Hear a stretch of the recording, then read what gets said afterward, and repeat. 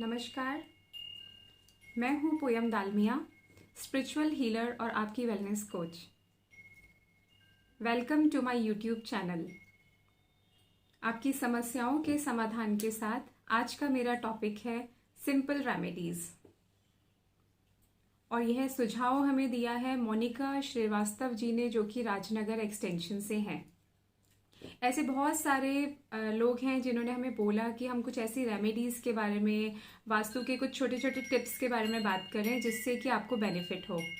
तो आज मैं आपसे बात करूंगी ऐसे ही छोटी छोटी इजी यानी कि आसान रेमेडीज़ के बारे में।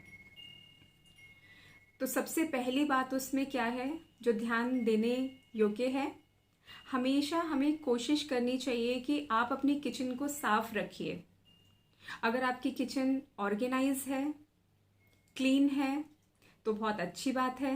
अगर नहीं है तो इससे क्या होगा, आपका मंगल ग्रह प्रभावित होगा, which creates problem in marriage life, arguments and land related problems. तो हमेशा कोशिश करनी चाहिए कि आपका किचन जो है वो बिल्कुल नीट एंड क्लीन हो, जिससे कि आपके घर में बरकत हो।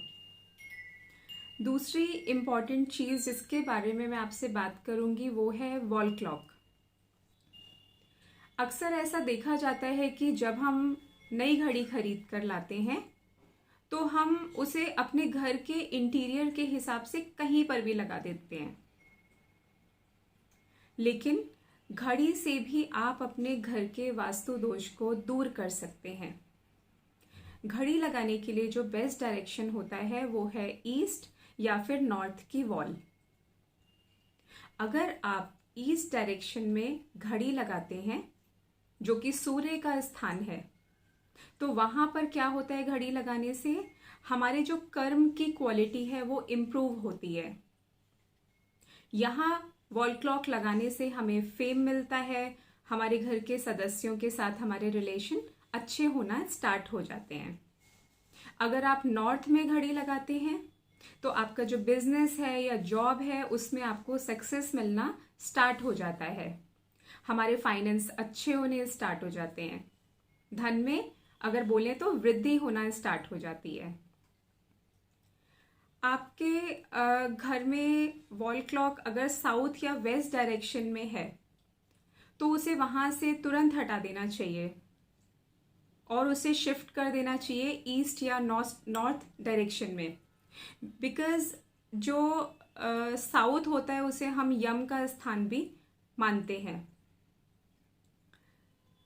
दूसरी इम्पॉर्टेंट चीज़ है कि क्या होता है कि हम कपड़े रात को भी ऐसे ही बालकनीज में खुले में छोड़ देते हैं सुखाने के लिए। तो हमेशा ट्राई करिए कि जो कपड़े हैं उनको धूप और खुली हवा लगे, जिससे कि कपड़ों में यांग ऊर्जा का प्रभाव बढ़ता है, जो कि हमारे शरीर के लिए बहुत अच्छा होता है। रात को अगर हम कपड़े बाहर सुखाते हैं तो ची एनर्जी, जिसको कि हम बोलते हैं खराब एनर्जी या मृत एनर्जी, वो क्या करती है, हमारे कपड़ों में भी उसका प्रभाव पड़ता है, और जब हम कपड़े पहनते हैं तो उसका बुरा असर हमारे ओवरऑल हेल्थ और ऑरा के ऊपर भी पड़ता है। तो कोशिश करिए कि आप रात को अगर कपड़े बालकनी में है या बाहर सुखाए हुए हैं तो उनको अंदर शिफ्ट कर लीजिए। तीसरी चीज, अगर अक्सर हम देखते हैं कि नहाने के बाद में हमारे पास, आपने देखा होगा ना, छोटे छोटे साबुन के टुकड़े जो हैं वो बचे रह जाते हैं, तो ऐसा नहीं करना चाहिए। अगर आपका सोप छोटा हो गया है, पीसेस में डिवाइड हो गया है, तो आप उसे फेंक दीजिए, क्योंकि उससे भी नेगेटिव एनर्जी फैलती है। कभी भी आपको जो सोप है उसको पीसेस में यूज नहीं करना चाहिए, तुरंत आप उसको हटा के नया सोप आप वहां पे रख लीजिए। दूसरा, डस्टबिन जो है हमेशा बंद होना चाहिए, कोशिश करिए कि वो कवर्ड हो। झाड़ू और पोछा कोशिश करिए कि आप ऐसी जगह पर रखें जहां पर वो विजिबल नहीं हो, किसी को दिखे नहीं, छुपा हुआ होना चाहिए। मोस्ट इंपॉर्टेंट थिंग, झाड़ू को कभी भी रसोई में मत रखिए, किचन में नहीं रखना चाहिए, क्योंकि उससे क्या होता है, वास्तु दोष तो होता ही है, आपकी आय में कमी आती है, जो अन्नपूर्णा माँ है हम बोलते हैं वो आपसे रूठ जाती है, तो घर में कहीं ना कहीं बरकत जो है वो नहीं रहती है। मॉपिंग जो है, जो पोछा है, अगर आप घर में डेली पोछा लगवाते हैं तो उससे बहुत अच्छा रहता है। आपके घर का जो भी